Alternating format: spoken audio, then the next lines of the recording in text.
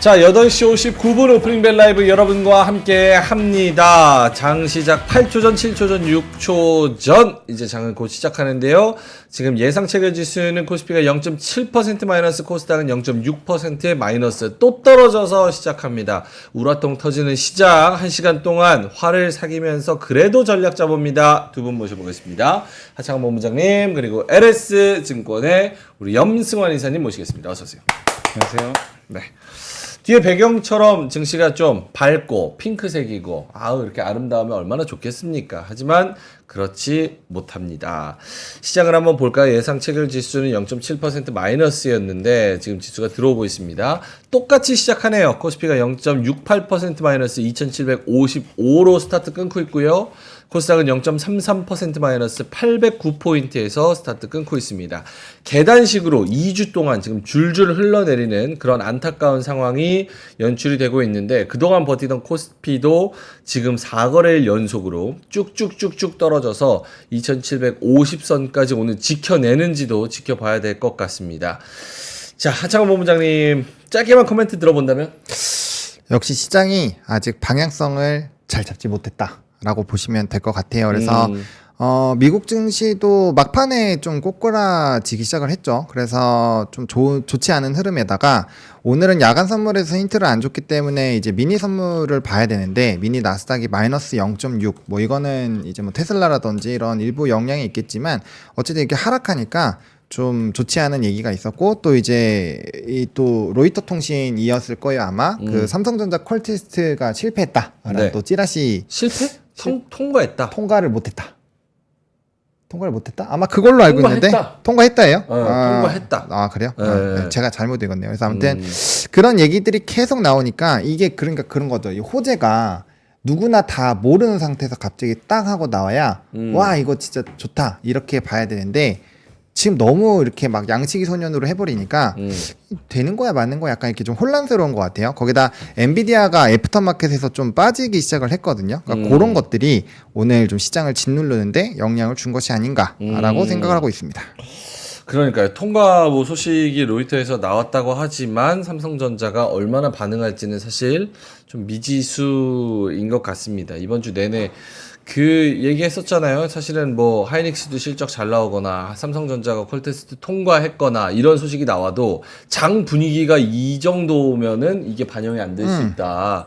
그 얘기를 했는데 역시나. 근데 확인해 보니까 중국용 HBM3만 통과했고 아직까지는 통과 못했다. 그러니까 아직 통과 못했다가 맞는 것 같은데요? 그러니까 그게 뭐냐면 HBM3는 통과가 됐어요. 됐고 3E 3가 3가 중국 3가 통과됐고 3E는 아직 통과가 안 된 거죠. 3E는 근데 로이터 뉴스 이렇게 제목 보면 마치 또 실패된 것처럼 나오는데 실패가 아니라 HBM3는 지금 테스트 중에 계속 있고 3는 근데 사실 HBM3 통과됐다는 얘기는 계속 나왔던 얘기라 주가에 그렇게 큰 영향을 주지 못하는데 근데 이제 의미는 있는 게 어쨌든 드디어 처음으로 들어간 거잖아요. 엔비디아 그동안 못 들어가다가 근데 이제 HBM3가 지금 마이크론하고 하이닉스는 통과가 돼 있는데 아직까지 이제 삼성전자가 아직까지 조금 좀 늦어지는 것 같은데 일단 뭐 조만간 그래도 좋은 소식 나오지 않을까 이렇게 좀 기대는 하고 있습니다. 그러면 3가 통과됐다라는 그런 얘기는 별로 반응을 안 하는 게 당연히 맞는 HBM3보단 3E가 중요해요. 2가 돼야 되는 차세대 건데. 버전이기 때문에 이번에 들어가는 것도 중국 물량이니까 중국은 그렇게 비중이 그렇게 큰 편은 아니잖아요. 그래서 이제 주가에는 근데 이제 로이터 기사를 보면 또 약간 느낌이 그래요. 이것도 실패한 건가? 약간 이런 느낌이 드니까 근데 그게 아니고 이제 그 기사 내용 아마 원문 보신 분들도 계시겠지만 테스트 중에 있다. 그게 맞습니다. 그래서 그렇게 뭐 실망할 건 아니다. 오케이, 알겠습니다. 클리어하게 딱 말씀을 해주셨네요. 자, 알겠습니다. 그럼 염 이사님은 개장 전략을 어떻게 짜야 될까요? 그러니까 지금 시장이 굉장히 이제 미국 증시는 사실 많이 안정감 찾았거든요. 근데 이제 우리나라는 아직까지도 이런 이제 말씀하신 대로 뭐 삼성전자에 대한 어쨌든 이런 뉴스들이라든가 또 하이닉스도 좀 최근에 부진하고 반도체 거기에 또 어제 잘 가던 현대차도 오늘 또 빠지면서 주도주가 사실은 지금 딱히 없는 상황에서 어쨌든 한국 증시에 대해서는 이렇게 차익 매물들도 좀 나오다 보니까 증시가 아직까지 좀 답답하고 그러니까 또 코스닥 같은 경우는 2차 전지가 너무 힘이 없잖아요, 사실. 네. 네. 근데 오늘도 지금 반등을 전혀 못 해주고 있거든요. 아이고. 그래서 이 주도주들, 그러니까 코스피의 주도주, 뭐 삼성전자, 하이닉스, 코스닥의 에코프로비엠 이런 기업들의 주가가 워낙 좀 답답하기 때문에 증시가 오늘 오전까지도 좀 이렇게 좀 내려가는 모습이지만 다만 저는 이제 말씀드리고 싶은 게 지금 2,750까지 온 상황에선 너무 좀 실망할 필요는 없다. 이미 주가는 어느 정도 충분히 조정을 받았고 그다음 우리를 이끌어가는 게 사실 미국 증시잖아요. 근데 미국을 보면 좀 한 가지 걱정은 좀 이제 좀 덜어낸 게 미국 시장도 확실히 대선보다는 이제 좀 확실히 실적 쪽에 네. 조금 더 이게 좀 집중하려는 모습들이 좀 나오는 것 같아요. 뭐 오늘도 보면 뭐 테슬라, GM, 뭐 알파벳 실적 나왔는데 어쨌든 시장의 관심이 약간 실적으로 좀 옮겨간다. 그동안 거의 대선 쪽이었잖아요. 근데 그런 부분은 저는 오히려 긍정적이고 또 해리스 지금 부통령 지금 이제 앞으로 뭐 대선 후보로도 나오겠지만 이분의 지지율이 좀 많이 올라오는 것 같아요. 그러니까 이제 일방적인 트럼프 트레이드는 좀 끝나가는 것 같아요. 너무 그러니까 거의 그냥 트럼프가 된다고 다 확정을 해버렸잖아요, 시장이. 이제 그런 부분들은 좀 완화될 수 있기 때문에 오히려 그렇게 되면 우리나라 증시는 나쁜 건 아니거든요. 이제 트럼프가 너무 강하게 나가니까 네. 증시에 좀 부담이 됐잖아요. 근데 이렇게 돼서 좀 균형을 맞춰주면 특히 2차 전지나 뭐 친환경 산업도 반도체도 좀 부담인 게 보조금 못 받을까봐 그렇죠. 좀 부담이 있었는데 이런 게 일단은 좀 약간은 좀 잠재워질 수가 있어요. 그러면 우리나라 시장도 어제 HD 일렉트릭 봤잖아요. 네. 엄청난 실적이 나왔는데 바로 반응을 해줬거든요. 근데 앞으로 이번 주에 뭐 현대차도 있고 하이닉스도 아마 내일인가요? 실적 발표가 있으니까 네. 결국엔 저는 이제 대외 변수에 대한 영향력은 좀 낮아진 상황에서 이제부터는 이제 국내 실적에 따라서 좀 종목 장세 펼쳐진다. 그래서 지금 지수대에서 뭐 너무 스트레스 받거나 너무 그러지 않으셔도 됩니다. 근데 시장 보면 좀 짜증나는 거 어쩔 수 없네. 짜증나죠. 그건 뭐 어쩔 수 없지만 아이. 한국이 그만큼 좀 약하긴 한데 우리가 노이즈하고 팩트를 명확하게 구분을 해야 되잖아요. 그러니까 소음 너무 많은 소음들이 사실 좀 있지만 그런 소음들이 그렇게 이 시장에 더 뭐 주가를 낮출 만한 소음은 저는 아니라고 보기 때문에 지금은 조금 냉정하게 좀 시장 지금은 도망가지 말고 좀 지켜보자 이렇게 말씀드리겠습니다. 2750선 와서 도망가서 뭐하냐. 여기서 좀 더 버텨보고 특히나 이제 실적 베이스로 한 그런 실체가 있는 그런 종목들 이런 것들을 위주로 좀 보면은 좋을 것 같다. 알겠습니다. 하이닉스 실적이 잘 나와야 되는데 오늘도 1.7% 마이너스로 시작하고 있고요. 삼성전자도 1.8% 마이너스. 유일하게 시가총액 상위주 중에서 오르는 거는 금융주입니다. KB금융, 신한지주 이렇게 0.9%, 0.7% 그리고 밸류업으로 같이 묶는다면 삼성생명도 1.7% 정도 오르고 있고 나머지 종목들 뭐 지지부진합니다. 오늘 방산이 그나마 하나에어로스페이스가 1.4% 플러스로 시작하고 있고 HD 현대중공업도 1.4% 플러스로 시작하고 있는 그런 상황입니다. 오늘 화장품주가 좀 강합니까? 아모레퍼시픽이 4.5% 좀 플러스로 시작을 하는 것 같고. 아모레퍼시픽은 이제 어제 뉴스였네요. 어디 보니까 그 모건 스탠리 이번에 투자 목록에 네. 하이닉스를 빼버리고 아모레를 넣었더라고요. 아모레퍼시픽이. 그래서 이제 최근에 좀 아모레퍼시픽 강하긴 했는데 그 리밸런싱 뭐 얘기. 그러니까 이제 그 투자 대상 목록에 사실 하이닉스가 선호주로 들어가 있었는데 그 내용을 보니까 하이닉스 그러니까 어젠가 그제 아마 보셨을 거예요. 모건 스탠리가 이 반도체 업종에 대해서 좀 발빼자 약간 좀 부정적인 보고서 썼거든요. 근데 이게 좀 아쉬운 게 뭐냐면 한 달 전에는 또 되게 좋다고 썼는데 한 달 전에 내년에 공급 부족 온다 좀 굉장히 긍정적인 이런 시각으로 썼는데 한 달 만에 바뀌어 버렸어요. 왜요? 일단 어느 정도 이제 2022년 10월부터 그때 저점 찍고 반도체 많이 올랐잖아요. 네네. 그러니까 이제는 조금 그 고점이 좀 지금 고점이라는 게 아니라 조만간 고점이 올 텐데 주가가 항상 선반영하니까 조금 보수적으로 보자. 약간 이런 좀 보고서가 나온 게 있더라고요. 근데 거기에 이제 하이닉스가 좀 빠지고 대신에 좀 아모레퍼시픽 같은 기업들이 이제 올라가다 보니까 아마 제 추측인데 뭐 그런 게 외국인 심리에 좀 영향을 준 거 아닌가 그런 좀 생각은 하고 있습니다. 그래서 모건 스탠리는 개별 이슈로 오늘 좀 오르는 것 같고. 알겠습니다. 초전도체 얘기 막 어쩌고저쩌고 나왔더니 오늘 신성델타 테크 5%또 가기도 하네요. 알겠습니다. 하창원 본부장님. 네. 눈에 띄는 업종이나 섹터나 뭐 그런 게 있을까요? 일단 오늘 변압기 쪽이 좀 강한 흐름들이 나타나고 있습니다. 변압기. HD 현대일렉트릭이 목표 주가를 올렸죠. 지금 현재가가 35만 원인데 40만 원대가 나왔습니다. 전일 이제 실적 발표 이후에 바로 나와서 거기에서 지금 HD 현대 2.6%, LS 일렉트릭 2%, 효성중공업이 5% 제일 못 올랐죠.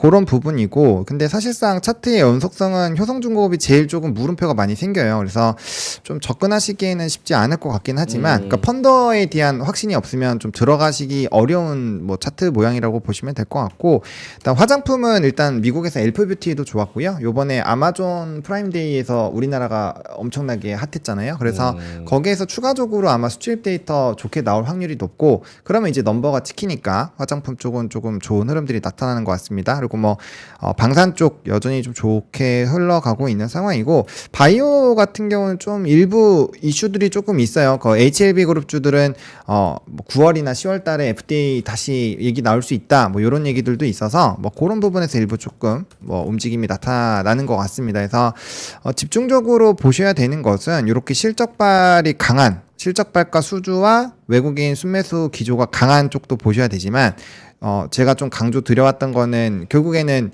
미국에서 반도체 종목군들이 무너졌을 때 과연 우리나라가 버틸 수 있을까에 대한 부분, 그리고 하이닉스가 20만 원에서 이거를 연달아 좀 반등 시도를 해줬는데, 만약에 오늘 무너지고 오늘도 외국인이 하이닉스를 팔아 버린다면은 실적에 대해서 정말 좀 안 좋은 시나리오가 만들어질 수도 있지 않을까라는 생각이 계속 들거든요. 그래서 거기에 따른 의사결정 이제 오늘밖에 없잖아요. 그거를 오픈을 하고 본다라고 하면은 그렇죠. 위든 아래든 맞고 시작을 해야 되기 때문에 거기에 따른 좀 의사결정은 해보셔야 될 것 같고, 그다음에 이제 우리나라 반도체 쪽에서 물론 수출 데이터도 좋고 기다려 볼 만한 이런 내용들은 있지만, 단기적으로 만약에 조정이 나왔을 때에 지수 하방도 조금 생각을 하셔가지고 너무 빠르게 현금을 쓰지 마시고 힘들게 잘 참고 있었던 거잖아요. 그러니까 그거를 조금 더 신중하게, 조금 더 확실하게 이제는 좀 올라갈 수 있겠다라는 생각이 들 때 그때 하셔도 저는 좀 늦지 않지 않을까 생각을 하고 있습니다. 오케이. 반도체는 하이닉스 실적 결국은 이게 무너지는 거 아니냐 이런 의심을 지금 하고 있는데, 왜냐면 너무 이유 없이 외국인들이 팔아 제끼니까. 근데 오늘도 만약에 팔아서 오늘도 1% 2%또 그렇죠. 해서 한 뭐 20만 원 선이 깨져버린다. 이러면은 뭔가 선택을 해야 될 수도 있다. 뭔가 비하인드가 있다라고 생각을 할 수도 있다. 지금 이 시점에서 선택을 해도 사실 그게 막 좋을 수는 없을 것 같아요. 그러니까 그 생각을 해보는 거죠. 내가 실적이 안 좋게 나와도 이거를 버티고 계속 모아 갈 건지, 아니면은 지금 고점 대비 많이 빠지긴 했지만 뭐 지금이라도 다른 산업군들, 외국인 주도의 다른 산업군들로 잠깐 옮겼다가 다시 한번 방향을 잡았을 때 돌아올 건지, 이런 의사결정이 좀 많이 중요하지 않을까 싶습니다. 왜냐면 그 지수 상승기에 아마 반도체, 자동차 뭐 이런 쪽으로 세팅이 많이 되어 있을 텐데, 해당 산업군들이 어쨌든 좀 흔들리고 있잖아요. 그러면 지금 포트의 전반적인 흐름이 그렇게 좋을 수는 없거든요. 그리고 만약에 이게 조정이 더 추가적으로 나온다라고 한다면 저는 좀 크게 보고 있어요, 조정의 크기를. 그래서 만약에 그런 상황이 된다라고 한다면, 왜냐 단기적으로 이렇게까지 실적 좋고 뭐 모멘텀이 있음에도 불구하고 만약에 빠졌다라고 한다면, 삼성전자야 뭐 퀄테스트 3 통과되면 반등이 나오겠지만 하이닉스한테는 그게 좋은 방향은 아니잖아요. 그래서 그런 것들로 봤을 때 삼전은 살아남겠지만 나머지 HBM이라든지 이런 쪽의 투심이 얼마나 좋을까? 약간 이런 생각을 해봤을 때는 조심해서 나쁠 건 없다라는 생각이 듭니다. 알겠습니다.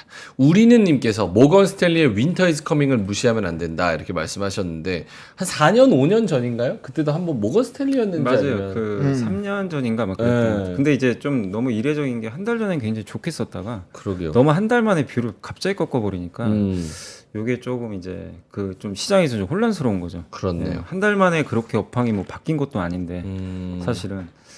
근데 그때 제가 기억하기도 그랬어요. 제가 그때 저녁 방송하고 있었는데 윈터 이즈 커밍 보고서 나오고 나서 많은 사람들이 한 70%의 사람은 왜 지금 타이밍에 뭐 헛소리 한다 이런 의견이 꽤 많았거든요. 근데도 그때부터 슬슬 무너지기 시작한 근데 거여가지고. 그게 이제 정확히 그때는 사실 좀 맞았죠. 어떻게 보면 당시에는. 근데 이제 지금은 좀 이제 이게 계속 좀 부정적으로 봤으면 상관이 없는데 상당히 좋게 보다가 한 달 만에 꺾어버리니까. 그렇죠. 근데 그 근거도 좀 사실 그렇게 명확해 보이지가 않고, 단지 이제 그거죠. 과거에 그 반도체 사이클을 보면 주가가 먼저 항상 움직이잖아요. 그러니까 이제 성장률이 좀 둔화될 것 같으니까 이젠 좀 쉬어갈 때 된 거 아니냐. 그리고 AI라는 것에 새로운 게 좀 들어왔는데 좀 다르게 프리미엄을 쳐줘야 되는 거 아닌가 이런 생각도 들기도 하고. 그러니까 AI 사이클로 보면 지금 뭐 인프라 사이클은 이어졌는데 지금 AI 사이클 중에서 아직 안 나온 게 AI PC나 AI 스마트폰은 아직은 우리가 제대로 좀 대중화된 건 아니잖아요. 그 사이클은 저는 내년으로 보거든요. 근데 그렇게 보면 저 개인적으로는 아직 반도체 사이클 끝났다고 보지는 않는데 그거는 동의해요. 좀 많이 올랐기 때문에 쉴 수는 있어요. 그리고 저도 좀 약간 쉴 수는 있다고 좀 보는 근거 중에 하나가 요거 한번 좀 보여주시면 최근에 뭐 많이 이슈가 됐던 그런 자료 중에 하나인데 네. 미국도 대형주냐 중소형주냐 지금 논란이 되게 심하잖아요. 뭐 애널리스트끼리 막 싸워요. 네네. 뭐 어느 한쪽은 막 중소형주 계속 더 좋을 것 같다. 아니다. 이제는 여전히 라지캡 대형주 계속 봐야 된다. 이런 좀 논란인데 지금 그 매그니피센트 7개 기업이 7월 달에 수익률 평균이 마이너스 8%예요. 굉장히 안 좋죠. 그렇죠. 그러니까 이제 분명히 뭔가 바뀌고는 있는 건 맞아요.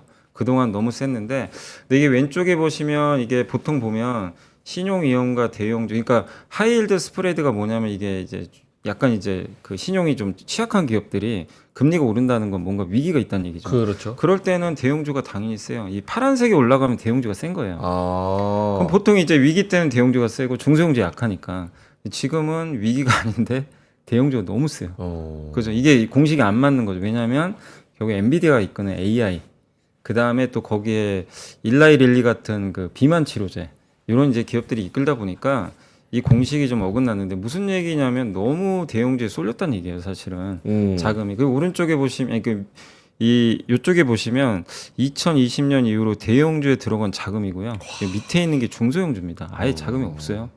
근데 우리가 이걸 보면서 그럼 앞으로도 라지캡이 계속 좋을까? 이거보다도 반전이 나올 수 있는 것도 생각을 해봐야죠. 근데 지금 벌써 7월 달에 미국은 그게 시작이 되고 있어요. 근데 그게 트럼프 트레이드 또 수혜주들이 약간은 그쪽에도 좀 일부 있죠. 근데 그렇네요. 뭐 트럼프 트레이드가 계속될지 모르겠지만 어쨌든 그렇고 거기다 스몰캡 펀드 쪽으로 지금 두 번째로 역사상 제일 많은 자금이 들어갔어요. 이 펀드 자금이. 그러니까 돈은 일단 움직이고 있어요. 미국에서 빅테크에서 돈이 좀 빠져나가서 중소형주로 일단 옮겨가는 거는 확실히 지금 잡히고 있다. 그걸 말씀드리고 싶고 그다음에 이게 뭐냐면 AI 승자는 지금 반도체랑 데이터 센터입니다. 이게 인프라스트럭처죠. 그러니까 AI를 구축하기 위한 데이터 센터나 이쪽의 주가도 엄청나게 갔잖아요. 근데 요 밑에 있는 회사들은 아직은 빌빌대고 있습니다. 이게 뭐냐면 이제 AI 서비스로 돈 벌 기업들. 그러니까 지금 오늘 알파벳도 그 얘기 하더라고요. 좀 인내심 필요할 것 같다. 네. AI로 돈 벌려면. 메타도 저번에 얘기 똑같이 했었고. 그러니까 AI를 서비스로 해서 돈 버는 회사들은 아직은 뭔가를 못 보여주고 있어요. 그리고 요 밑에 있는 건 AI를 이용해서 비용을 줄이는 그런 기업들인데 이 단계까지, 그러니까 이 기업들까지 한번 이게 확 이게 불이 올라가야 저는 사이클이 어느 정도 끝난다고 보거든요. 근데 아직은 이들은 움직이지도 않았어요. 그러니까 투자만 지금 해놓은 거죠. 근데 이들의 속도가 느리면 얘네가 빠져버릴 수가 있겠죠. 그러니까 그게 좀 무서운 거죠. 저는 약간 단기적으로. 그래서 이게 지금 고민인 거예요. 시장도. 그러니까 차라리 이렇게 좀 빅테크 실적 8월 말인가요? 그때 엔비디아 실적도 한 달 남았잖아요. 네. 그러니까 이제 미국에서도 야 이럴 거면 차라리 좀 못 올랐던 거 좀 보자. 중소형주 위주로. 지금 그런 상황인 것 같아요. 그래서 저는 펀더멘탈에 대해 뭐 문제가 생겼다 이렇게 전혀 생각은 안 하고 다만 이런 순환매 차원에서 우리나라 기업들도 뭐 HBM 관련주도 있고 AI 너무 이제 올랐던 기업들은 미국과 똑같이 이런 부분 때문에 좀 쉬어갈 수 있는 거지 끝났다 이렇게 보진 않기 때문에 오히려 이번 조정은 저는 좀 기회가 되지 않나 이렇게 생각하고 있습니다. 빅테크들은 그동안 많이 올랐기 때문에 일단 멈추고 비로소 멈추면 보이는 것들 스몰캡들 쉬고 있는 거. 얘네 좀 끌어올린 다음에 좀 기준 맞추고 엔비디아 실적 보고 빅테크 실적 보고 더 갈지 말지 한번 결정해 보겠다. 중요한 분기점인 것 같다. 알겠습니다. 보노님 오늘 친환경주가 조금 오르지 않나요? 네, 오늘 그게 그 해리스가 올라와서 네, 그래서 야. 오늘 마리화나 관련된 종목군들도 뭐 전반적으로 좋고요. 그다음에 이제 그거는 민주당이 좋아지는 거니까 뭐 SDN 태양광, 뭐 CS 윈드, 풍력 뭐 이런 쪽 전반적으로 좀 강한 것 같습니다. 그러니까 태양광, 풍력, 또 마리화나 뭐 이런 것들. 그 원래 그러면은 반도체도 조금 좋긴 좋아야 되는데 엔비디아 브로드컴 빼고 다 빠졌거든요. 그러다 보니까 여긴 좀 쉬어가는 것 같고 그래도 그쪽으로 좀 기울게 되면은 반도체는 조금 숨통이 더 트일 수는 있어요. 그러니까 심리적인 압박감에서. 그래서 그런 부분들이 얼마나 확대가 되는지는 좀 보실 필요가 있을 것 같고, 역시나 좀 안전지대는 전력기기인 것 같아요. 워낙 실적도 좋게 나왔고, 제가 뭐 IR 자료 조금 들고 오긴 했는데, 어쨌든 내용들 보면은 뭐 그렇게까지 부정적으로 볼 거 없고, 그다음 컨콜 내용도 요약을 좀 해봤는데 뭐 그것도 뭐 나쁘지는 않아요. 그래서 오히려 이제 연간 가이던스를 조금 더 초과할 수 있는 그런 내용들까지 기대가 되고 있는 상황이어서 특별한 변수만 없다면 뭐 변압기 쪽에서는 나쁘지 않을 것 같고, 그다음에 이제 좀 압축이 되긴 된 것 같아요. 저는 외국인 산업군들에서 5개 계속 말씀드렸던 것 중에서 한 2-3개는 날아간다라고 말씀을 드렸잖아요. 사실 반도체일 거라고는 크게 생각을 안 했는데 반도체가 지금 날아가는 상황이 자꾸 마련이 되고 있는 것 같아서, 그렇게 되면 사실 그렇게 좋은 시나리오는 아니에요. 날아간다는 게 제외된다는 나쁜 의미죠? 그렇죠. 그러니까 단기적으로는, 그러니까 물론 저는 이번 하락이 기회라고 생각을 해서 일단은 2700 전후로 해서 한 번의 기회를 한번 잡아보자라고 말씀을 드렸는데, 만약에 하이닉스 실적이 나왔는데도 반도체가 반응이 없다. 이러면은 좀 한동안은 쉽지 않을 것 같거든요. 그러면은 더 지수를 밑에까지 하방을 열어놓고 봐야 된다라고 생각을 합니다. 왜냐면 우리나라에서는 반도체 쪽으로 수급이 워낙 많이 쏠려 있기 때문에 이쪽에서 조정이 나온다라고 한다면 아무래도 좀 부담감이 커질 수밖에 없죠. 그러니까 변압기는 뭐 워낙 펀더로 좋다라고는 정말 지겹도록 많이 말씀을 드려왔잖아요. 그래서 이쪽에 가는 거는 괜찮은데, 문제는 이쪽이 덩치가 사실 그렇게 크지는 않아요. 다 합해봐야 시총이. 그래서 이쪽이 가서 뭐 외국인의 수급을 지켜주는 건 너무나도 고맙고, 이게 이제 반도체 쪽에서는 향후의 모멘텀을 좀 키우는 데는 도움이 되겠지만, 문제가 뭐냐면 이렇게 되면 이제 개별주 장세로 바뀌어버린다는 거, 성격이 산업별 개별적인 부분으로. 그래서 그렇게 된다면 기본 펀더로 좀 중심으로 하신 분들은 그렇게 좀 이 산업을 그렇게 좋아하지 않은 분도 분명 계실 거잖아요. 그렇죠. 네, 그런 분들은 굉장히 또 포모가 오고, 그러면 이제 어떻게 하겠어요? 빠르게 수익을 보려고 막 이게 단타를 치게 되겠죠. 그럼 그런 물량들이 많아지면 많아질수록 순환매 장세, 정책적인 이런 뭐 테마주 장세, 이렇게 변질될 수 있기 때문에 그러면 이제 지수단에서는 크게 재미 보기 어렵다라고 보시면 될 것 같습니다. 알겠습니다. 빙다리 형님께서 하이닉스 실적에 베팅했다라고 말씀을 하시는 것처럼 지금은 어쨌든 컨셉을 명확하게 해가지고 나는 요렇게 되면 팔겠다, 요렇게 되면 사겠다, 요렇게 되면 가져가겠다라는 그런 시나리오가 명확하게 있는 게 굉장히 중요한 것 같습니다. 반도체는 확실히 이전보다는 좀 그 파도는 한번 조금 빠지는 것 같기는 해요. 하이닉스가 사실은 실적이 뭐 정말 너무 와 미쳤다 이 정도 아니라면, 요런 분위기면은 약간 실적 잘 나와도 반영이 안 될 것 같아요. 지금 미국도 실적 잘 나와도 안 가요. 오히려 이제 가이던스가 좀 생각이 뭡니까? 너무 기대치가 높은 거예요. 그러니까 네, 하이닉스가 실적이 나쁘게 나올 리는 거의 없어요. 왜냐하면 좀 마이크론, 삼성이 이미 다 공개를 해놨기 때문에 좋으면 더 좋았지. 그래서 저는 또 어닝 서프라이즈 나올 거라고 보는데, 다만 그거보다는 그건 이미 다 알고 있죠, 시장은. 그렇기 때문에 거기에 깜짝 반응하지는 않을 것 같고, 향후 전망이죠. 향후에 대한 이제 전망. 특히 하이닉스는 이렇게 삼성이 이제 들어올 가능성도 높아지고 마이크론까지도 엔비디아에 진입할 텐데, 이런 것들에 대한 이제 방어책이 있는지 이런 것들에 대한 이제 것들을 좀 내일 IR에서 좀 해결을 좀 해줘야 될 것 같아요. 그래서 내일 또 CEO가 어떤 얘기를 하는지가 중요할 것 같고, 근데 뭐 실적이 좋다고 정말 뭐 엄청난 실적을 내면 오를 수는 있죠. 우리가 정말 모르는 뭐 깜짝 실적이 나오면 올라갈 수 있겠지만, 지금 미국의 분위기를 봤을 때는 정말 좋은 실적도 주가 반응이 좀 약하기 때문에 그런 거 보면은 저는 일단 하이닉스 실적보다도 다음 달에 있을 엔비디아 이쪽하고 그다음에 이제 빅테크들 실적 발표가 줄줄이 있는데, 이들이 AI 지출을 줄일 건지 계속 늘릴 건지 이런 게 더 좀 상당히 중요하다. 하이닉스 주가는 더 중요하지 않나 이렇게 판단하고 약간 있습니다. 지금 뭐 성장성에 대해서도 그런 말씀을 해주셨는데, 이런 것 같아요. 실적 지금 나온 거는 기본. 그거는 기본값. 기본이죠. 그리고 앞으로 실적 잘 나올 것과 플러스 알파. 거기다가 성장 내러티브가 아직 떡밥이 남아있는 애들이 그래도 그나마 좀 가는 것 같아요. 뭐 맞아요. KB금융, 현대차 뭐 이런 애들 있잖아요. 혹은 아이의 제약바이오나 아이의 이런 마리화나 관련주, 뭐 수산 관련주, 뭐 이런 애들, 그런 애들이 가거나. 알겠습니다. 근데 그리고 그 아까 이제 풍력이나 이제 오늘 좀 강하다 그랬잖아요. 네네. 근데 이제 해리스 지지율이 좀 많이 올라왔잖아요. 많이 올라오고 있는데, 저도 이제 어제 기사를 보니까 이 해리스는 바이든하고도 격이 달라요. 그냥 한마디로 이분이 되면 신재생 되게 좋을 것 같아요. 신재생은 그냥 바이든보다 더. 신재생 끝판왕 같습니다. 이분 거의. 근데 이 사람은 그 리더를 안 해봐서 그렇게 얘기하는 거 아니야? 컨셉. 아니 근데 2019년도 이제 민주당 대선 경선 후보 때도 그 바이든이 했던 것보다 훨씬 센 걸 얘기했고, 그러니까 바이든 그래요? 지금 이제 이번에 인프라나 이런 쪽에 2천조 정도 비용인데 네. 이분이 물론 이제 이분은 안 됐으니까 근데 그때 얘기했던 건 뭐냐면 당시에 10조 달러 얘기를 했어요. 일경 4천조. 일경 4천은 7배죠. 예, 이런 기후 변화 막기. 그러니까 이분은 기후 변화나 이런 쪽에 굉장히 좀 관심이 많은 것 같아요. 근데 그거를 화석 연료로 하면 안 되고 일단 이제 거의 신재생 에너지나 이런 쪽으로. 그래서 근데 이제 이분이 지금 대락률이 아직은 높지는 않잖아요. 그러니까요. 트럼프에 비해서. 근데 만약에 해리스가 된다면 이제 바이든 대통령이 됐을 때보다 훨씬 더 친환경 쪽에는 큰 바람이 좀 한번 불 수도 있다. 이렇게 좀 보고는 있어요. 그래서 지지율이 올라가니까 오늘 아마 CS 윈드가 좀 급등하고 있거든요. 그게 아마 그런 부분들을 좀 반영하는 거 아닌가? 이렇게 아니 생각하고 근데 있습니다. 제가 잘 몰라서 여론조사에서 해리스랑 트럼프랑 비벼본다 이런 얘기를 하는데 그게 맞아요? 47대 45 요거 맞아요? 맞아요. 아니, 여론조사 맞아요. 거의 붙었어요. 여론조사. 네, 붙었어요. 근데 이제 그게 가능합니까? 대선- 내가 나가도 45 되나? 근데 트럼프도 50은 못 넘고 미국에서 트럼프 싫어하는 사람도 되게 많고요. 근데 이제 경합주에서 이겨야죠. 아. 근데 경합주를 트럼프가 지고 있으니까 이 지지율 추이가 적어도 확률적으로는 트럼프가 우세하다고 보는 건데 특이하네. 그래서 지금 이제 많이 얘기 나오는 게 그 미셸 오바마가 나와야 된다. 민주당 이기려면. 근데 그분은 정치에 관심 없다 그랬는데 버락 오바마 대통령이 압력을 넣을 수도 있죠. 한번 나와봐라 지금. 자기야.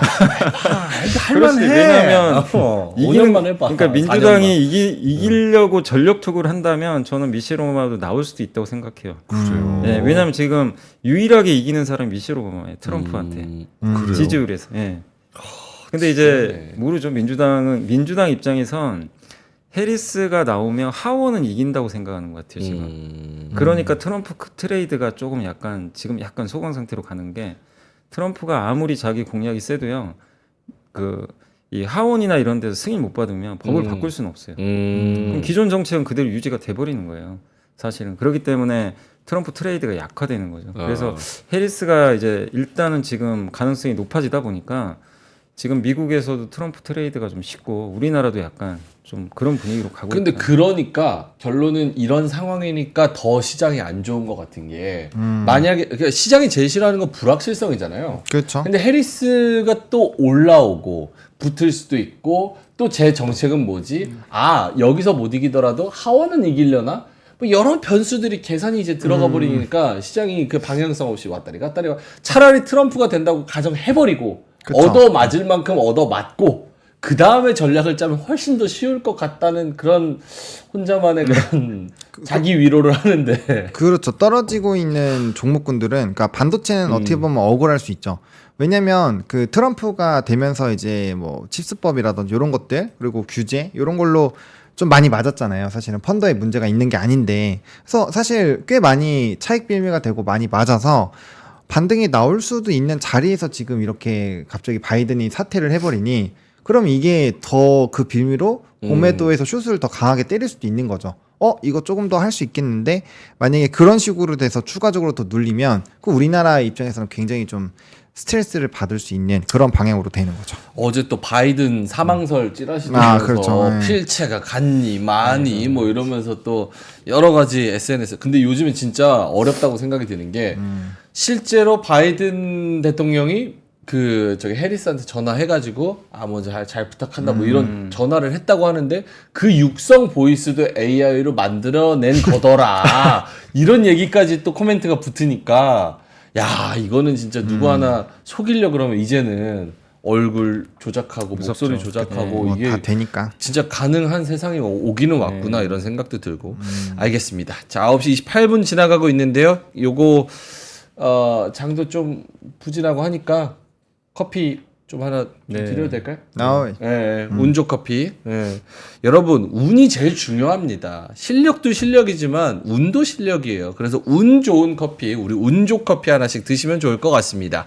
자, 운조 커피 이제 2024년 7월에 월간 커피가 나왔습니다. 이 월간 커피의 이름을 맞춰 주시면은요, 저희가 문제를 푸시면 요 스타벅스 아니죠. 운조 커피 더치 드립백 요거를 25분인가요? 20분? 25분? 모르시나 보네. 20분에서 25분. 운조커피 얘기하면서 스타벅스를 기프티콘으로 준다고. 죄송합니다. 네. 운조커피. 그래서 7월의 월간 커피 이름은 무엇일까요? 그래서 요걸 맞춰주시면 좋을 것 같습니다. 띄워주신다면요. 링크 한번 보여주시면 좋을 것 같고요. 링크 들어가셔서 요 답을 맞춰주시면 되고요. 운조커피의 2024년 7월 월간 커피 이름은 무엇일까요? 1번 백야, 2번 흑야, 3번 극야. 이거를 맞춰주시면 좋을 것 같습니다. 참고로 극야라는 거는 뭐 제가 잘 모르겠고 흑야라는 것도 잘 못 들어봤습니다. 근데 이제 백야, 이 하얀 밤 얼마나 멋있습니까? 백야, 해가 지지 않는 나라 백야. 자, 알겠습니다. 운조 스타커피 아니고요. 운조 커피입니다. 운조 커피. 링크 들어가셔가지고요. 요거 문제를 풀어주시면 좋을 것 같고요. 7월 월간 커피 이름은 무엇일까요? 요거 맞춰주시면 됩니다. 하얀 밤을 뜻하는 요 커피의 이름도 멋있습니다. 운치 있어요. 운조 커피. 요걸 맞춰주시면 20분 넘는 분한테 저희가 드립백 요거를 선물로 드리도록 하겠습니다. 자, 그러면은 자료를 한번 볼까요? 아니면 수급을 먼저 볼까요? 9시 30분이니까 수급 먼저 볼까요? 네. 보누님? 수급적인 부분에서는 조금 뭐 아직은 큰 변화가 다행스럽게도 좀 없는 상황입니다. 일단은 외국인이 1,374억 원을 팔고 있고 뭐 선물에서 큰 변화가 없는 게 조금 다행이라고 생각은 하는데 그래도 이제 누적이 좀 깨졌다라는 점에서 우리가 좀 조심을 해볼 필요는 있을 것 같고 대신에 외국인 상위 종목군들 중에서 뭐 변압기 방산 뭐 이런 쪽이 좀 상당히 강하니까 뭐 그런 부분에서 약간 수급 이탈이 좀 제한되는 것이 아닌가라고 생각은 하고 있습니다. 그리고 선물 쪽도 계속 빠지고 있어서 절대값 자체가 계속 떨어지고 있다라는 것은 사실상 증시 상방에 배팅하는 그 힘 자체가 약해지고 있다라고 보셔도 좀 무방하거든요. 그래서 이런 뭐 베이스 차를 떠나서 상당히 이런 부분 좀 부담스럽다라고 보시면 될 것 같고 그래도 다인 거는 삼전이랑 하이닉스가 이렇게 2%씩 빠져도 수급 이탈이 크지 않다라는 거에서는 아직까지는 조금 뭔가 기대를 해볼 만할 것 같고요. 대신에 이제 장 초반에 좋았던 금융주들이 또 일부 차익 매물들이 나오고 있어서 그런 부분에서의 좀 변화는 좀 체크를 해보셔야 되지 않을까 싶습니다. 대신에 2차 전지는 조금 반등해 주네요. 그러게요. 2차 전지는 사실 그렇게 좋은 뉴스가 저는 없었다라고 생각은 하는데 왜냐면 여기도 이게 어려운 것 같아요. 트럼프 트레이드의 반대죠. 약간 그렇죠. 그것도 있고 그쵸. 그리고 다행히 좀 GM이 올해 연간 목표 20에서 25만 대 유지했거든요. 오늘 CEO가 언급을 했어요. 그래서 이 부분도 일단 그러니까 지금 그 2차 전지는 안 좋은 것만 반영하고 있잖아요. 사실은. 근데 그런 부분에서 GM이 어쨌든 유지하겠다. 판매 올해 한 20만 대. 근데 여기 한번 자료 보시면 메리바라 CEO가 이제 코멘트 했던 게 연간 전기차 판매량 목표 20에서 20 이게 하향될까 되게 걱정을 많이 했어요. 다들. 그리고 애널리스트 분들도 이거 하향되면 좀 충격이 있을 수도 있다라는 이제 내용의 보고서들도 있었는데 다행히 유지를 했고 근데 이것 때문에 오히려 GM은 급락해 버렸어요. 왜요? 이거 지금 전기차 이렇게 안 좋은데 자꾸 저렇게 전기차에 투자 많이 하면 억지 춘향이다. 그러니까 너무 돈 많이 드는 거 아니냐. 그리고 주가 빠졌던 이유가 실적은 되게 좋아요, 사실. 근데 중국이 너무 안 좋다고 이 고백을 해버렸어요. 중국 좀 쉽지 않을 것 같다. 근데 현대차가 그런 면에서는 참 이게 뭐 운이 좋다고 해야 될지 제가 모르겠는데 현대차는 중국 비중이 없어요, 별로. 그렇죠. 굉장히 낮아요. 쫓겨났잖아요. 네, 근데 누구나 다 지금 중국 안 좋다는 얘기를 똑같이 다 해요. 근데 비중이 낮고 인도 비중이 상당히 높아요. 현대차. 잘했다. 그러니까 현대차는 이 GM과는 결이 다른 거죠, 완전히. 근데 미국은 다 좋다고 얘기하고 있고 이번에 GM도 북미 매출은 8.1%나 이렇게 증가를 또 해줬거든요. 그러니까 이런 걸 보면 근데 이제 관건은 그거죠. 저 목표치를 달성하려면 앞으로 남은 6개월 동안 GM이 매월 27,000대씩을 팔아줘야 돼요. 지금 6월에 8,000대 팔았대요. 앞으로 3배씩 늘어야 되는데 어떡하냐. 근데 신차가 나왔거든요. 이제 관건은 팔리느냐. 요게 이제 관건인데 그래서 다음 달에 7월 데이터가 나오겠죠. 그때 요거랑 근접하는 데이터 나오면 저는 2차 전지가 한번 환호할 것 같고 여전히 못 미친다. 그럼 계속 지지부진한 거죠. 그러니까 저 데이터를 27,000대 좀 근접하는 게 나올지도 한번 2차 전지 주주분들은 좀 잘 좀 체크를 하실 필요는 있는 것 제가 맨날 징징대기는 하지만 이런 거 보면 진짜 현대차가 너무 억울해요. 진짜 50만 원, 억울하죠. 50만 원, 60만 원 이렇게 받아도 되는 게 아니 전기차도 잘 팔고 내연기관도 잘 팔고 맨날 하는 얘기 똑같잖아요. 하이브리드 그쵸. 잘 팔고 이렇게 잘하는 데가 어디 있어 세상에. 미국에도 잘 팔아, 한국에도 잘 팔아, 차도 너무 좋아, 디자인 예뻐, 로봇도 해. 소프트웨어 자체적으로 있어. 그룹사 다 있어. 이런 데가 어디 있어요? 없잖아요. 근데 20만 원에서 빌빌대고 있으니까 참 이게 슬픈 현실인 거죠. 예. 국장 탓해야죠. 뭐 그 코스피에 상장돼 있는 그게 죄지 뭐. 알겠습니다. 자, 많은 분들이 아까 그 당황했네 이거. 스타벅스 얘기해가지고 여러분 스타벅스 먹고 싶습니까? 솔직히 스타벅스 맛없지 않아요? 저는 운조 커피 먹은 이후로 스타벅스를 아예 못 먹습니다. 아 근데 운조 커피가 맛있긴 맛있어요. 네, 운조 저도 커피가 2번 맛있어요, 정도 여기 한번 사장님 오셨잖아요. 오셨을 때 그 구독 인증하고 맞아요. 저 받아서 먹어봤는데 확실히 그 향이. 향도 좋고 그 좀 하기도 쉽고 음. 양도 많이 나와요. 음. 그래서 괜찮았던 것 같아요. 그 스타벅스 그 공장에서 찍어내는 거 뭐 뺑뺑이 돌려가지고 그 탄 커피 먹는 거 좋습니까? 건강에도 안 좋지. 운조 커피는 정성으로 수제로 합니다. 알겠습니다. 자, 두 분의 자료 이제 봐야 네, 되는데 제 자료. 9시 35분 지나가고 있습니다. 지금 삼성전자 2% 넘게 빠지네. 얘네도 진짜 미친 거 아니에요? 굳이 이렇게까지 뺄 이유가 있나?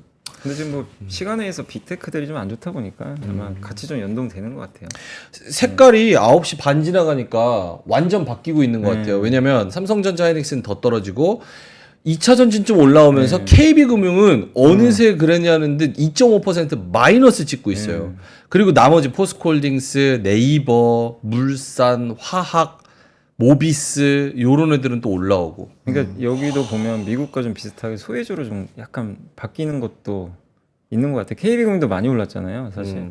그러니까 지금 오늘 코스닥이 더 강하고 2차전지 이런 거 강한 거 보면 약간은 좀 주도주보다는 또 비주도주에도 약간 이제 자금이 조금 들어가는 거 아닌가? 네, 그렇게 좀 보여지네요. 알겠습니다. 자, 그러면 두 분의 자료 한번 볼게요. 이거 뭐 제가 아까 코멘트한 거 가지고 저는 제 입맛을 얘기한 겁니다. 네. 그죠, 그죠. 맛없는 거 제가 맛없는 것도 얘기 못 합니까? 저는 운조 커피 좋다 그러는 건데. 자, 그러면 여미사님 자료 먼저 가볼까요? 네, 한번 좀 빨리 좀 말씀드릴게요. 그 이제 신문 중에 오늘 보다 보니까 그 요새 뭐 K 화장품이니 뭐 작년엔 K 엔터였고 K 팝이었고 이제 K 헬스케어 기사들이 많이 나왔더라고요. 이제 그 얘기는 뭐냐면 헬스케어 의료기기 쪽에서도 상당히 우리나라 기업들이 좀 잘하고 있다. 이제 왼쪽에 있는 거는 이 저스틴 비버 부인이라고 하더라고요. 이제 이분이 우리나라 제품 하나 써서 올렸다고 하는데 그게 이제 기사화가 됐고 그래서 이 K뷰티 디바이스가 지금 미국에서 잘 나간다는 내용이고 오른쪽은 뭐 우리나라 원래 보톡스는 되게 유명했는데 이게 뭐 피부 미용 의료기기도 잘 나가고 또 요즘에 우리나라 또 신약 개발도 지금 잘하고 있잖아요. 다음 달에 또 유한양의 그 폐암 치료제 FDA 승인도 남아 있고 해서 한국이 좀 약했던 분야가 이런 헬스케어인데 이런 쪽에서도 우리나라의 경쟁력이 좀 올라가고 있다. 그런 내용으로 보시면 되겠고 또 어제 이제 이런 이제 뭐 기사나 이런 거 보다가 좀 한번 봤던 게 코트라에서 나온 자료인데 네. 스위스 비만 인구가 좀 많이 증가하고 있나 봐요. 오. 근데 우리나라도 비만 인구가 있긴 있지만 한국은 좀 상대적으로 작아요. 제가 한번 제가 챗GPT한테 물어봤거든요. 네네. 한국이 하나 어느 정도 되냐 비중이 그러니까 5.3 정도 되는데 미국은 38.5예요. 비만 우와. 인구가 엄청 많죠. 근데 유럽도 미국만은 아닌데 지금 이건 이제 2017년 자료라 좀 오래돼서 더 늘어났겠죠. 근데 스위스는 11% 정도. 우리보다 2배 정도 네, 됐네요. 근데 과체중이 43%예요. 네, 이제 정상 체중 이상인 분들이 그러니까 지금 스위스도 굉장히 많이 늘어나는데 그래서 지금 여기서 아이디어는 두 가지죠. 이제 뭐 작년부터 계속 나왔던 스위스에서도 지금 당뇨병 치료제, 비만 치료제가 계속 인기가 있고 노보노디스크의 오젬픽과 위고비가 여기 시장에 지금 승인을 받았는데 어쨌든 지금 이제 설문조사를 했더니 위고비 섭취해보고 싶습니까 했더니 절반 이상이 무조건 나는 하겠다. 이런 이제 설문조사. 그러니까 굉장히 비만 치료제에 대한 거부감이 사실 별로 없는 편이죠. 그래서 이게 일시적인 유행은 아니고 전 세계적인 아마 트렌드로 갈 것 같고 또 거기다가 요즘에 또 나오는 게 연소혈당 측정기가 당뇨 환자분들이 이걸 딱 여기다 붙이고 하잖아요. 이제 혈당 측정하는데 네네네. 이제 그냥 일반 사람들이 건강용으로 지금 이제 붙이고 다니는 거죠. 그래서 나의 혈당을 체크해주고 그래서 나한테 맞는 음식이 있거든요. 그리고 어떤 음식은 이게 그렇게 살 안 찌는 음식 같은데 자기한테 안 맞는 것도 있어요. 혈당이 팍 올라, 혈당 스파이크라 그러죠. 이게 튀는 거죠. 그럴 수 있죠. 이제 그런 걸 보고 자기가 이제 그 테스트를 하는 거죠. 아, 나한테 맞는 음식이 이거구나. 근데 이게 지금 스위스에서도 굉장히 좀 유행을 한다고 합니다. 그래서 이게 왜 이제 코트라에서 이런 자료를 냈냐면 스위스를 좀 테스트 베드 삼아야 된다. 여기가 당뇨 환자 한 명당 의료비 지출이 제일 많대요. 스위스가. 아 그래요? 그러니까 왜 이제- 스위스인지 궁금했거든요. 네, 그러니까 여기가 지출비가 많대요. 당뇨 쪽에. 그러니까 비만이나 이런 쪽으로 한번 시장을 좀 한번 테스트하고 싶은 이제 기업들이 있다면 코트라에서 나온 자료는 그런 걸 이제 해주는 거잖아요. 그래서 그 스위스 쪽을 좀 잘 연구를 해보자. 이쪽에 나가서 테스트를 해도 된다. 이런 좀 내용인 것 같고, 그리고 이제 이 비만 치료제가 인기가 있었던 게 일론 머스크하고 저는 킴 카사디안이 큰 역할을 했다고 생각해요. 당시에 이제 이걸 복용을 하고 나서 실제 살이 빼졌죠. 살이 빠졌기 때문에. 그리고 이제 이쪽에 있는 거는 최근에 혈당 스파이크 검색하는 구글 트렌드인데 급격하게 좀 올라오고 있기 때문에 이런 걸 보면 이제 둘은 좀 같이 좀 괜찮지 않을까. 그래서 연속 혈당 측정기랑 비만 치료제에 대한 이런 이제 그 아이디어도 저는 이걸 일회성으로 보실 필요는 없고 좀 중장기적으로 좀 이어지지 않을까. 이렇게 좀 보고 있어서 한번 지켜보시면 좋을 것 같고, 그다음 지난주에 한번 요거는 좀 보여드렸던 건데 이게 저번 주에 한번 바이오시밀러 좀 괜찮을 것 같다고 좀 말씀을 드렸잖아요. 네. 근데 저도 일주일 정도 지나면서 또 생각했던 게 뭐냐면 그러니까 대통령이 누가 되든 누가 이기든 간에 바이오시밀러 그냥 좋은 것 같아요. 정책과 상관없이. 그러니까 왜냐하면 트럼프든 뭐 해리스가 되든 간에 핵심은 뭐냐면 약가 낮춰라입니다. 네, 미국 약가가 너무 비싸기 때문에 트럼프도 그걸 굉장히 이 트럼프 일기 때 하려고 했는데 쉽게 되진 않았어요. 근데 반발이 되게 심하죠. 네. 이 로비들이 많다 보니까. 근데 어쨌든 약가 인하 해야 되고, 약가 인하는 제일 좋은 방법은 바이오시밀러 많이 투입하면 되거든요. 침투시키면 돼요. 이게 약가가 신약에 비해서 30-40% 싸니까. 그래서 그런 아이디어를 봤을 때 저는 좀 이 헬스케어 쪽에서도 아까 당뇨 쪽도 있고 정책적으로도 한번 미국 쪽을 본다면 바이오시밀러를 지난 몇 년간 사실 셀트리온도 그렇고 되게 안 좋았잖아요, 주가가.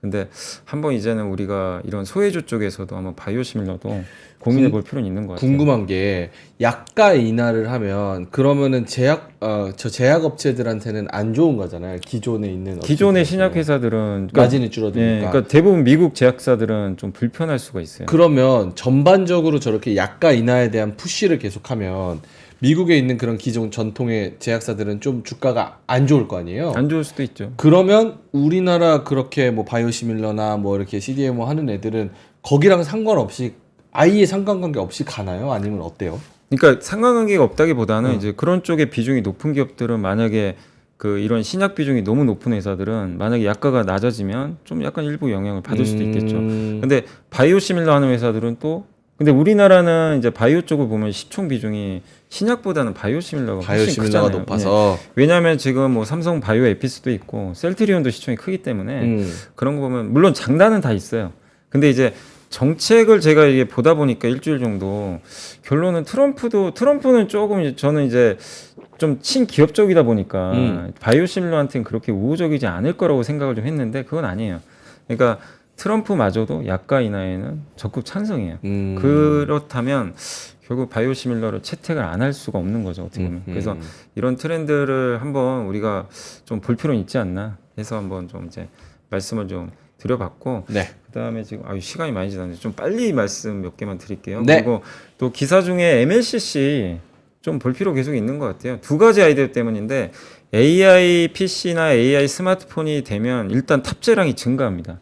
가격 자체도 비싸고 그래서 한번 볼 필요 있고, 지금 몇 년 만에 처음으로 일본 기업들이 가격 올리려고 좀 하는 것 같아요.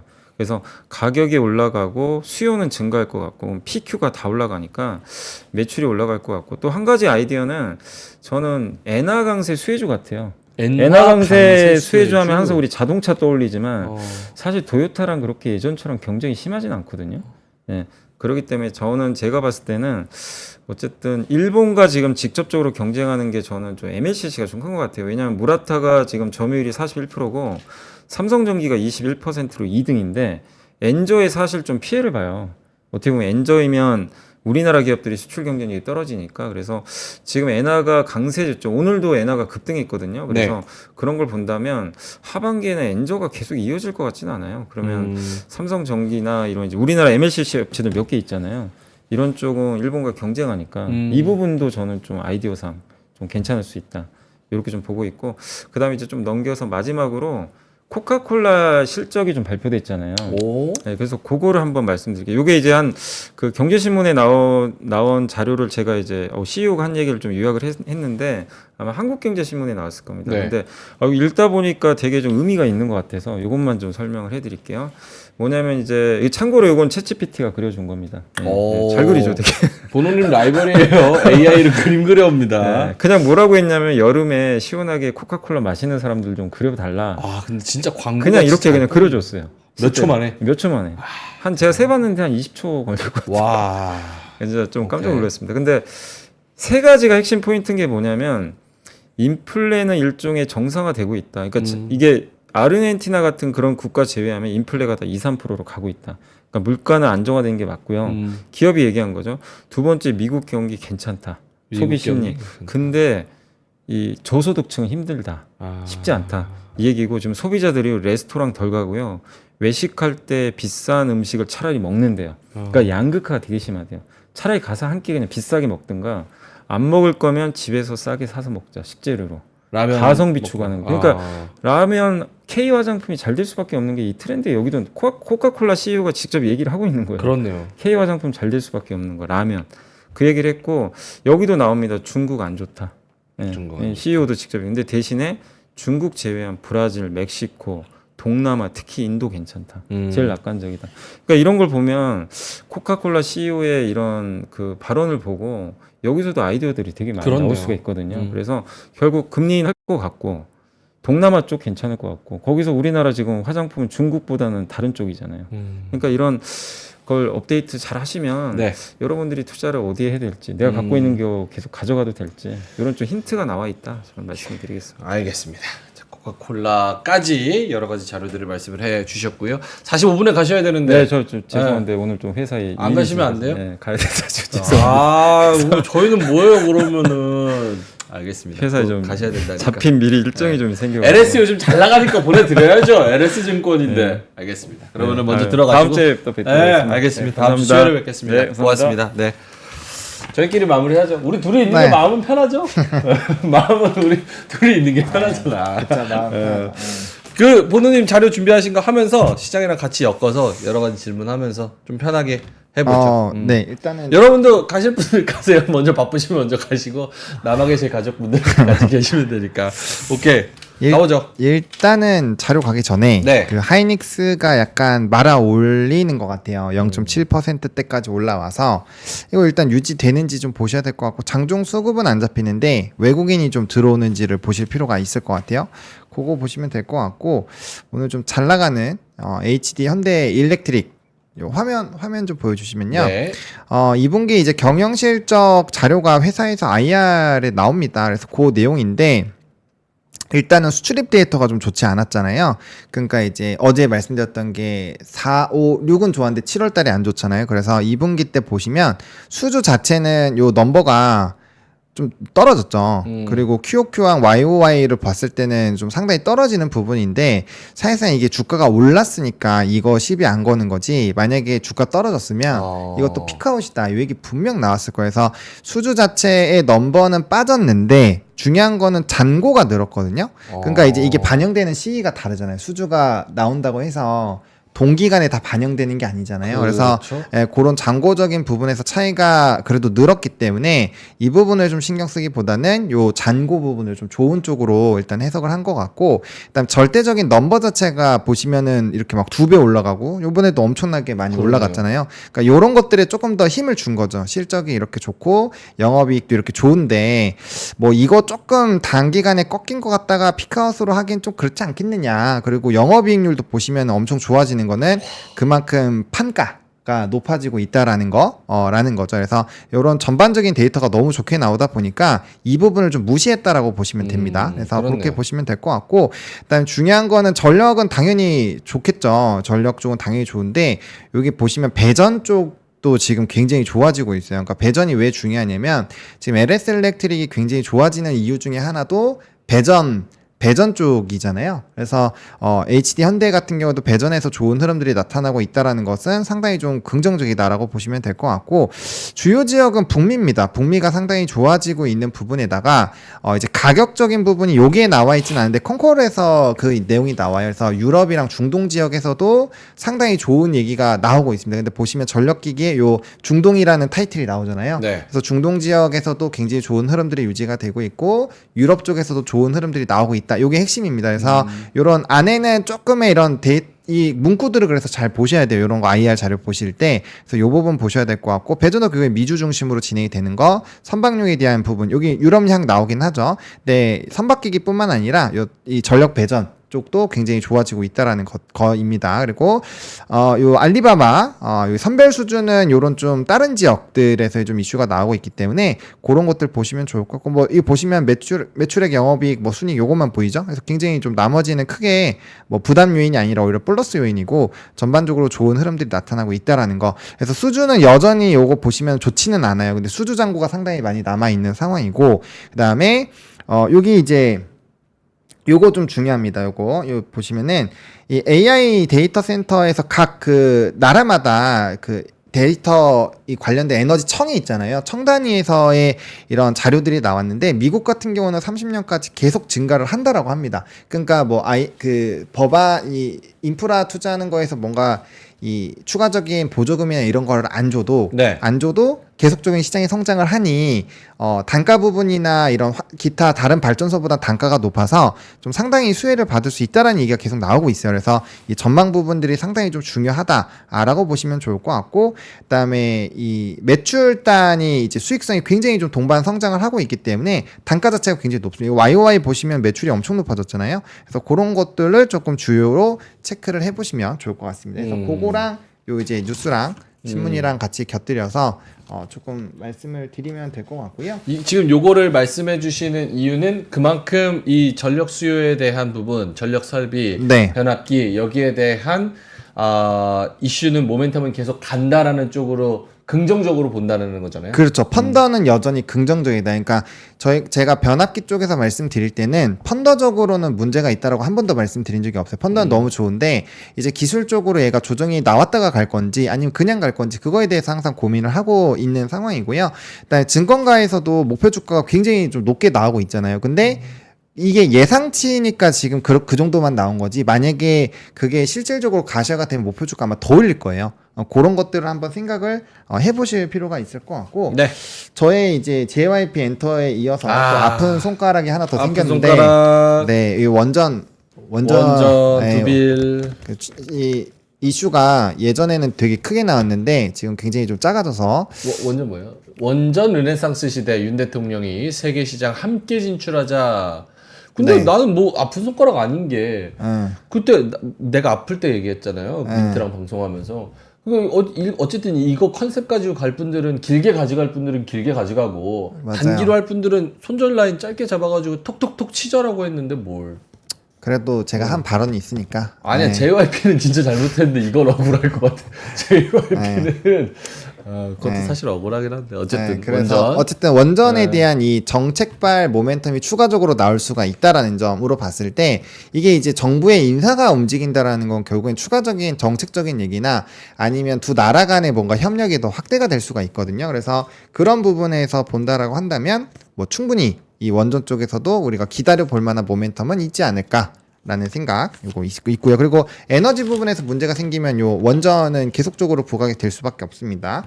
그리고 오늘 코인 시장이 조금 빠졌었는데 이게 이더리움 ETF가 결국 승인이 됐어요. 근데 이게 별로 관심이 없었다라는 부분이고, 그 이유는 이제 마운트 곡스에서 물량 4만 개가 더 추가로 나왔죠. 그래서 그 물량 출회가 된 거에 따라서 조금 그 코인 시장이 좀 좋지 않았고, 아무래도 또 트럼프가 강할 때 이 코인이 강한데 이 해리스가 이렇게 치고 올라오니까 그런 부분에서도 좀 영향이 있었던 것 같습니다. 그래서 호재로 반영되지 못한다는 점에서 코인 쪽도 상당히 좀 물음표가 많이 생기고 있는 그런 상황이다라고 보시면 될 것 같고. 그러니까 현물 ETF 저거 자체도 네. 비트코인이 한번 최초라는 타이틀을 달고 ETF 승인이 됐을 때야 모멘텀이 딱 있는 거지. 또 이데리움은 또 기대하는 분들도 많았고 또 예상한 분들도 많았어서 그렇죠. 미지근한 거 좀 그런 게 있는 것 같고.